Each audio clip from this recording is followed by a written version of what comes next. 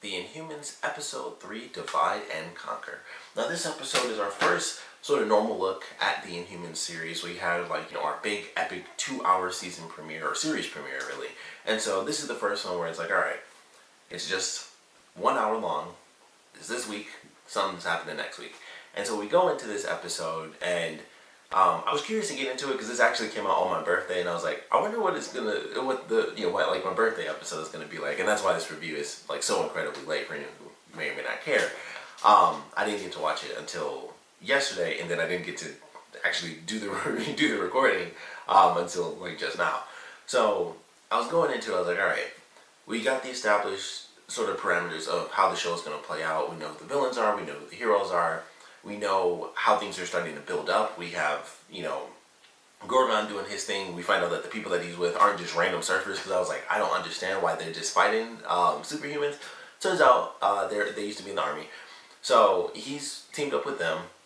We have, of course, all the people that he trained, plus the dude that I mentioned in my review for the series premiere, where it's just a random dude with a mask on. I was like, I wonder what his deal is. That's an interesting design. And it turns out his power is basically that he's like living energy, so they had to build a suit to contain his power. And when he lifts his, basically it's like a welder's mask. When he lifts it up, his face just shoots. He's basically like the full body version of Scott Summers. Like, Cyclops can, press a button and use his laser beams, or if he's just wearing the glasses, just lift his glasses. And this guy is like, his whole body is that way. I don't know how he's contained. I doubt they'll ever give us a full explanation, because I'm like, it looks like he's just in a regular suit to me with a mask on, but for some reason it does contain his ability. But he lifts his mask up, crazy face beam just shoots out. Thought it was actually kind of cool. I like his character too, because everyone like freaks out, and Maximus was scared to like let him out, and he tries to use the kid. He's like, touch the wall and stuff, and he was like, I can't see anything. He's like, does that mean there's no danger? And they open the door, and as soon as they open it, they look away because they're like terrified of this dude, and it just made me laugh. Like, I love how much everyone's scared of him, and he seems more nonchalant than anything. It's because I thought it was like, he has this immense power, but he's also a murderer. And it turns out he's just like, man, my life effing blows. Like, I get locked up because if I trip, kind of like with Blackbolt, if he speaks, he can wipe everybody out. This dude trips and his face mask comes off. He can like send a laser beam through the moon and split it in half or something. So everyone freaks out, and he's just like, I'm annoyed. Like, I just wanted to be able to walk around. Like, when he's going, they're like going through the forest and stuff. He's like, God, I'm tired of these effing trees. Obviously, he doesn't say that, but he's like, hey, can't you just make a path? Which it didn't make any. I mean, that's literally her power. And she's like, oh yeah. And he's like, oh yeah, sure. Like, why didn't you do that before? So I kind of like his character just because he's so instantly annoyed, but he's also insanely dangerous, and people like freak out about him because it's like one little screw up, and he can't control his powers. He's like, and I am curious if we'll get to that point where something happens where the rest of the suit, it's like a little cut, and he just has like a laser beam, shooting out of his shoulder or something crazy like that. But thought it was interesting. I was like, all right, I like this character, for the immense power element, but he's not evil like everyone seemed like. Everyone was scared of him, but it's more the fact that his power is uncontrollable rather than he utilizes it to kill everybody else. So, like his introduction. The other characters, they just kind of show up, and they're a part of the team. So there's only like 2 people, even though they added, I think, like, including the guy with like the face, and of course I totally forgot his name because I suck. It's something like Mortis. Actually, that's his name, is Mortis. So outside of him and the leader of this whole little faction, they added like 4 other people, and I think he calls on the one girl. I want to say her name is like Azure or something like that, who moves the trees around. Other than that, the other characters are just there, and they're just in the fight. They might have more to do in the next episode, because technically none of them really get killed off. They get wounded, but it's hard to say if anyone like officially died. So it's like, alright, well, not much in this episode, but they're still chasing down Gorgon and the people that he's with. So we'll probably get a little bit more out of them.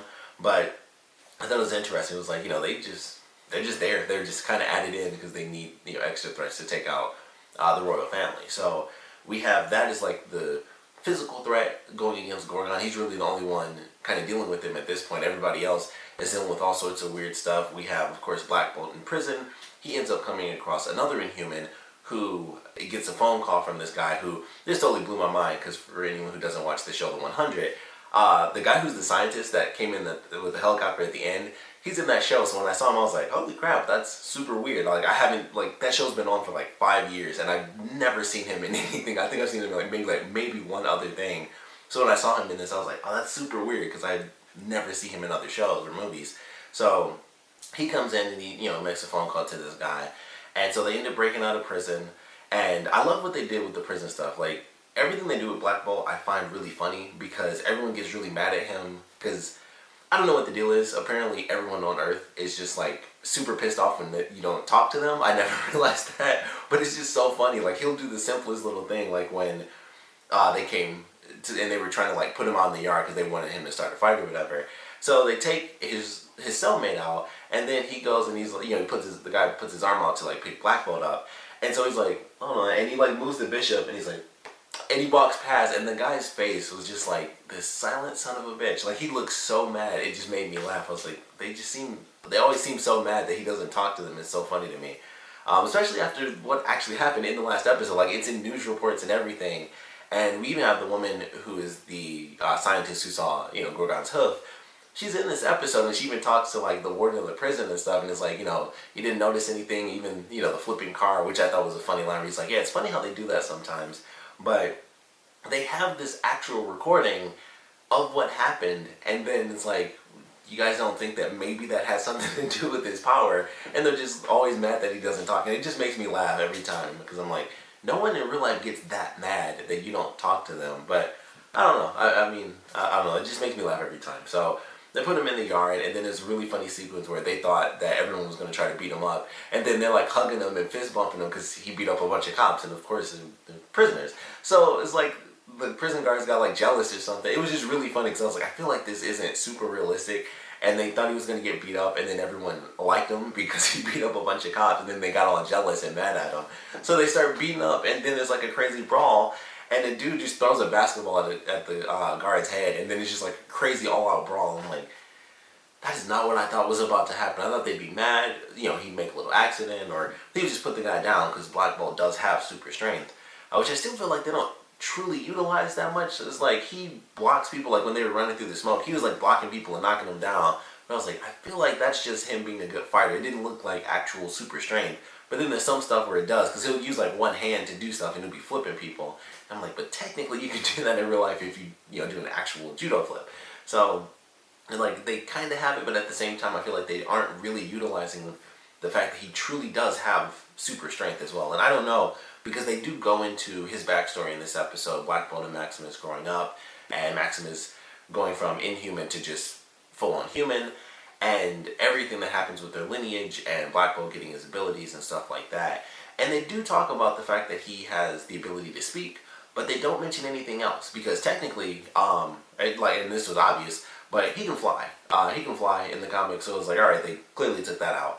But he also has super strength, and I was like, that's at least super easy. Like, they don't have to keep the flying thing, but the super strength stuff is like, that's easy. You just makes them do a pratfall, and they fly 50 feet. And it seems like they took that out too. So it's like he's limited down to only having what I would say his most notable ability is, which is the fact that he has this super voice. So I thought that was very interesting, and this episode does kind of confirm it, where he doesn't have that super strength. Of course, the flying thing, I didn't even think about the flying thing because I kind of forgot in the premiere. But he's got like, he's kind of an super overpowered character, but they kind of dumbed it down in this, and it was like he does not have the flying. He seemingly doesn't have the super strength. Like I said, he does some stuff, like in the first episode when he got his suit, and he grabs the guy's hand and he just does like this, and it's like he's breaking the guy's hand. And I was like, that seems like super strength to me. It's at least enhanced strength. So I'm not exactly sure how far they're going with it, but it's clear he's not just like, he flicks somebody with super strength or anything like that. So that was interesting, but go through the backstory of him becoming king and his brother being mad, the whole way through is like, what if I die? Or, what if he dies, don't I become king? And then Maximus just being completely shut down. It's like, you cannot be the king. Like, you are officially now a human, which is just very interesting. He has like different powers in the comics. I think it's supposed to be like a psychic ability or something like that, a super genius thing. But it's just very interesting. I was like, alright, so he becomes full-on human, and he is still technically a part of the royal family. He's, one of the sons. It's really interesting, that dynamic of how cast out he really is because of what happened to him through Terrigenesis, where he's potentially, he's a prince, he's a potentially king if his brother dies, and then he becomes like full-on human, and he's just cast aside like he's absolutely nothing. Like his brother still cares for him up until obviously the premiere and things get really nuts. But I actually like the way they kind of explained it, and just how crappy things really are for him. It's like there's no way a human will ever lead the Inhumans. Like the way his dad said it, I was like, this is harsh. Like he was pissed, from the beginning. It was clear like he wanted to be king, and it's kind of the classic story when you have siblings and it's like, I want to be king, or he's meant to be king but he doesn't want to be, and then the younger one wants to be but never will be. That's something that's not exactly new, but you add in inhuman powers and not so inhuman powers, I guess in Maximus's case, and you get this crazy situation where he has to take over, and he continues to do that in this episode, and he somehow makes it work. And this is one of the things I like about the character, where they go through this backstory of how they saw the world as kids and then growing up and just how everything played out. And I was hoping that we'd actually get a bit more backstory as to what happened right after Blackbolt killed his parents, because I thought that's what it was leading up to, because in the premiere we got him saying why, and then they're just poof, they're gone. And then we know that after that he went into like the dome area, and I was curious. I was like, did he choose to do that? Did he not choose to do that? Who was leading after his father died? Because he was still like it was the same child actor. So it was just interesting. I was like, what exactly happened? So unfortunately we don't get that story, but I was really curious. I was like, well, what did take place? Because he was still really young when he killed his parents, and then it's like, well, who takes over? Do they have, aunts and uncles that we haven't seen yet that took over for a little bit until he was old enough to officially become king? So it just made me very curious. I was like, oh, I can't wait to see that. And unfortunately we don't get that aftermath. It was just everything beforehand. So I like what they did there. I actually enjoyed the backstory, and Maximus, Maximus and Blackbolt technically reliving some of the biggest moments in their lives. Maximus is still able to utilize that at the end of this episode, where his whole thing was like, okay, I'm going to go to my niece, or niece-in-law, I guess. I'm going to tell her to basically join me. Everything will be good. So of course it comes up, and it's exactly what you would expect, and it's like, still can't remember her name. I'm so bad with names, but I'm really trying. So she goes through and does this speech, and she starts off and it's like, he's the king, and of course she turns around and says, of nothing. It was like, surprise, surprise, that ended up happening. And then she uses her powers to like freeze the guys with the guns and freeze them to the ground. And my favorite thing about that entire sequence was Maximus just looking upset. Like he wasn't furious, he wasn't like losing his mind. He was just like, she has upset me now. And she freezes the guys and she takes off, and he's just like, And he's able to turn that into a favor for himself, like an opportunity. He's like, see what happens? The royal family, like, they abandon their post and everything, and they just take off, and it's like insanely weak-minded people because they cheered for him. And I was like, well, she's being held prisoner and she wanted to leave to get her family and make things normal, but everyone's just like, yeah, they totally just left, which is like, of course they did. They were about to die. But he's able to turn that into an opportunity, and that's all he really has right now. He's, the tactician. At this point, that's his power, because he's got nothing else. And I like that element. I like that sort of character where, he's dealing with supernatural characters, and he has supernatural characters, to help him out. He has, his small army, especially now that he's taken over. But he himself is vulnerable. Like, he could be taken out if someone wanted to take him down. He's got nothing. There's no one to really protect him if someone wanted to utilize, if they happen to have like a really great power. So it's just really cool the way that they use his character, and he's probably my favorite thing about the show at this point, just because he's that guy as the villain who I'm just interested to see how far can he take this without being powerful, technically within himself, especially dealing with his brother who can just say hi and then just, eviscerate him. Sister-in-law Medusa can't really do much now because she's got no hair, but you've got all these people that are trying to go against him, and they're of course all trapped on the island at this point. But it just makes me wonder, how far is this going to be able to go? And of course it's supposed to be a whole series, so I'm curious how they plan on doing that and advancing to other stories within the Inhuman universe, because it's not just the royal family fights. That's not all the Inhumans, so I am very curious how this is supposed to eventually go into, crossing over with Agents of S.H.I.E.L.D. Naturally, the show itself has to actually succeed. I mentioned that before. Still worried.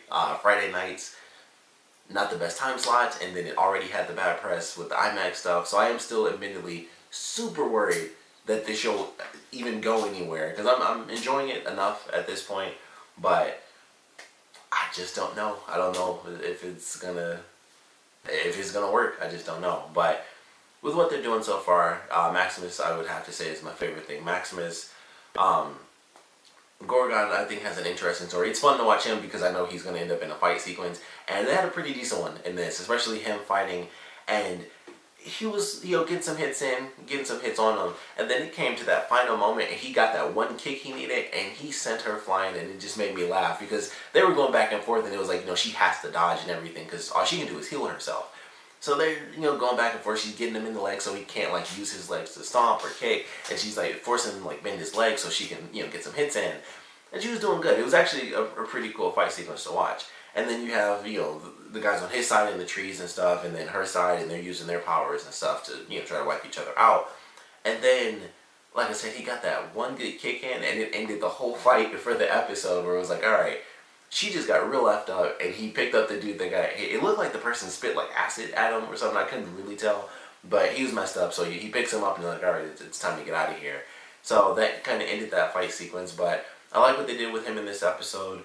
Medusa's thing was really simple. There was really not much to it. She snuck into a house. She changed her outfit. She ends up finding Blackbolt because she saw the newspaper, and she's just about to get to him at the end of the episode. And they take off in the helicopter, and then she holds the woman up who is trying to figure out everything going on with the Inhumans. So they're going to be teamed up together in the next episode. And then we have our royal family genius turned just lost wanderer, which I really like what they're doing with his story as well, because I just like his character. He's supposed to be this guy who is 100% perfect. It's this is what I do. I see every eventuality. And he's just effed up. He hit his head and he's got nothing. He's doing all these mathematics, and they're talking to, he comes across this tiny little pot field, and that's his story for the episode. He gets, they chain him to a post, and it's like, alright, well, we should probably kill him. We don't know exactly what the deal is. He could be crazy, so we could let him go, and he really won't say anything, but he could be lying. He could be working for a cartel. Anything. And it was just very interesting watching that storyline kind of play out with him, and it was so simple. And he's going through, and he's all effed up, and, he kicks the table, which I thought was really funny, when they have the whole sequence, and then he kicks it for real, and it's just a table falling over, and for some reason that made me laugh, because they show what's supposed to happen, and he kicks it, and the guy looks is like, why the hell did you just do that? He just, a legitimate little bit of anger. But I like what they did with him, where he's stuck, and they have this great moment, which I was admittedly surprised by how emotional it actually was, where he doesn't know what to do with himself. He's supposed to just be, this is what's supposed to happen, and this is what I do, and then it happens exactly like I want it to, and that's all there is to it. And so he's talking with this woman, and she's helping with his wound, and he talks about how his family's gone, and she's like, well, family's there, they're always there, to help you out. And he freaks out, and he's like, I don't know if I can be there for them, and he's on the verge of tears almost. And I was like, this is actually a surprisingly emotional little moment for his character in general within the show. As emotional as everything is, it doesn't get it doesn't tug at your heartstrings where it's that's actually sad. It's just oh, what's going to happen next, because it's an intense thing with superhumans and stuff like that. And this was just a moment where even though everyone's so far detached from each other, his seems so far left of center. Everyone is alright, I'm either fighting, I'm looking for my husband, Blackbolt is looking for his wife and the rest of his family, Maximus is trying to kill off the rest of his family. Everybody's doing something that's directed right towards the center of this story, and then he's just I want to get to my family, but I can't.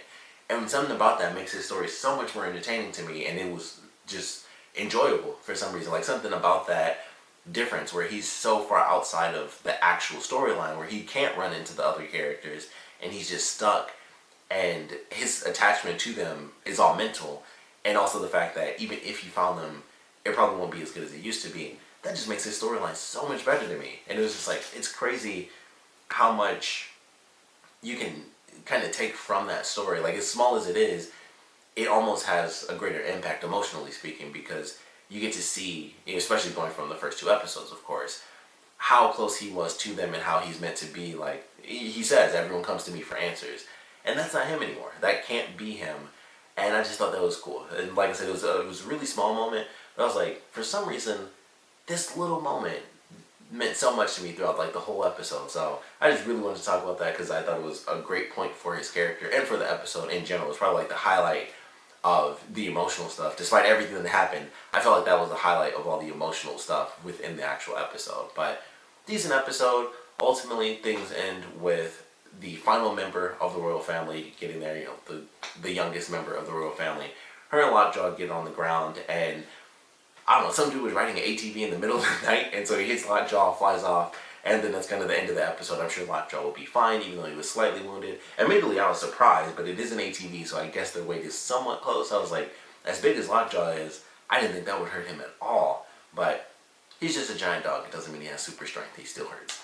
But I'm looking forward to the next episode. Curious to get some information, see the team up with Medusa and the scientist who, of course, I don't remember her name. I'm just terrible with names. I'm just being honest about that. I suck. But I am looking forward to this next episode with how they have the characters sort of teamed up and how things are, definitely starting to build up. So I would say this was a good episode. Like I said, I'm looking forward to some of the smaller elements rather than like the grand story, but I'm enjoying it overall. So of course, we'll love to know what you guys thought about this episode. So please comment below. Let me know your favorite parts about it, your least favorite parts about it. And I definitely want to know how you guys think things are about to play out in these next couple of episodes as far as conflicts and resolutions and team-ups and stuff. Because even when they get the royal family back together, it's not going to be as easy as, alright, the 4 or 5 of us are together, let's teleport back, kill Maximus, and then it's done. Obviously, they can't do that. So we'd love to know your theories on how things are about to play out. What you guys want to see in general, and of course, what you guys thought about this episode in general. So please comment below, let me know, and thanks for watching.